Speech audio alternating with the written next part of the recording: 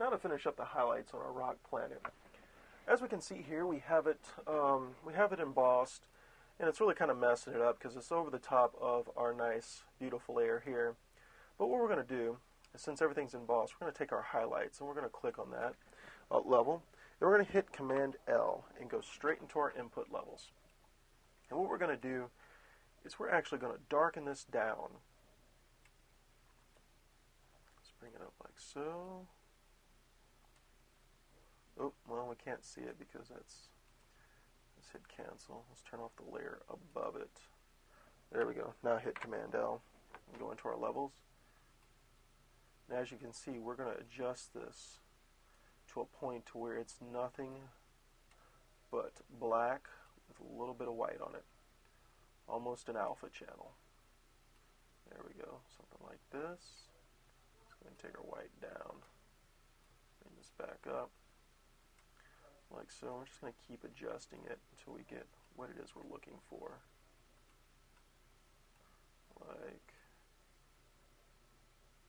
Like so. That looks fine. We'll accept that. That looks good. So it's not necessarily white squiggles, but they're colored squiggles, and that works for me on a black background. So we'll accept that. We're going to go over to our shadows, and we'll open it up. What we're going to do is we're basically going to do the same thing, but in reverse. We want to make sure that this is all black squiggles on a white background. So let's take this down like so. Let's bring it up a bit. Bring it up into it like so. Keep bringing it up.